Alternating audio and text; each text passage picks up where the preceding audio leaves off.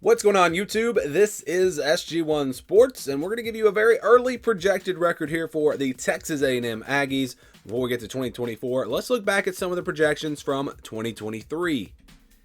Here were some of those projections from last season. You can see 7-5 was the record. Our projection was actually 7-5, so it hit it right on the money. I predicted this team to go 9-3, thought they were going to be a little bit better. Of course, lost some close games. Could have been 9-3, especially if you keep the quarterback healthy there. Maybe, with Connor Wigman in there, maybe they're able to get to 9-3. Athlon predicted them to go 8-4. The over-under was only 7.5, which seemed kind of low, but obviously not, because they wound up under that number, which, again, was a bit of a surprise for me. I thought this team was probably at least going to get to 8-4, but again, disappointing season. You look back at the schedule here, and this is the scale that we use to do the projection. If it's under 20 over 80, those are pretty much guaranteed wins or losses. 20-29, 71-80, those are games where I think the spread will be clearly double digits. 30-39, 61-70 games where I think the spread will be more like a touchdown, 6, 7, 8 points. And then the over, then the 40-60, those are games where I think really it could go either way. Those are your 50-50 games that could go either way. Spread should be less than 6 or 7 points in those games. So we'll start with the easier wins for Texas A&M. I think you have 3 of those. McNeese, Bowling Green, and New Mexico State. They should be huge favorites on all 3 of these games. Really, games shouldn't be close at all, so they should roll. I know New Mexico State beat Auburn last year, but I don't think it's going to be the same New Mexico State team this year. And so, yeah, I still think that's pretty much, it might be a little bit lower than the other 2, but I still think it's definitely in the green zone here. And then we've got Arkansas in the purple.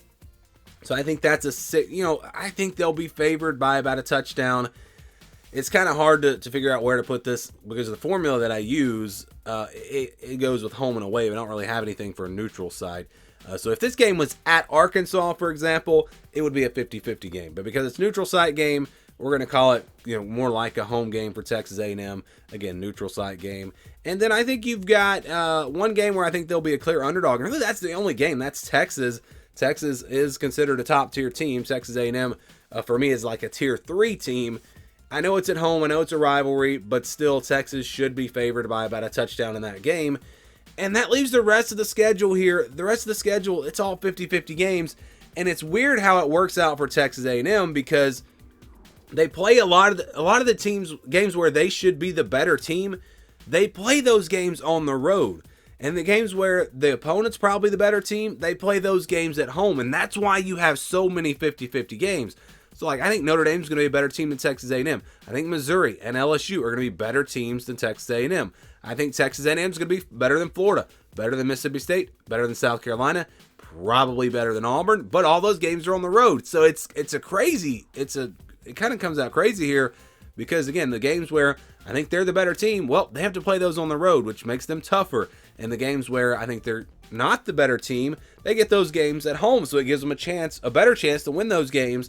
And it all just comes out with a bunch of 50-50 games. So, yes, the majority of the schedule for Texas A&M, it's games that could go either way, which is, that might be the most 50-50 games for any team in the SEC. Now, if you flip this around and you switch all the home and aways, then, Notre Dame would then be a game in the yellow. Florida would then be in the purple. Missouri would be in the yellow. Mississippi State would be in the purple. LSU would be, so it's really weird how that worked out. But again, it wouldn't matter if it was the other way around. The formula would still come out the same. So again, those games are counted as 50-50 games. Arkansas counted at 65%. Texas counted at 35%. Those games are going to cancel each other out. You give them the wins in the green games, and the record comes out to 8-4. So it's actually 7.5. We've rounded it up to 8-4. But right there in between 7-5 and 8-4 is the actual projection. Again, we round that up to 8-4. And that's what you get for Texas A&M. So a pretty good season, a little bit better than last year. But again, with all these 50-50 games, if they win a lot of them, they can have a much better record. If they lose a lot of them, obviously it could be a very disappointing season. So Texas A&M is one of the more interesting teams to watch just because you have so many games that really could go either way. What do you think? Do you agree with this projection? Give me your thoughts on the Aggies down in the comments below.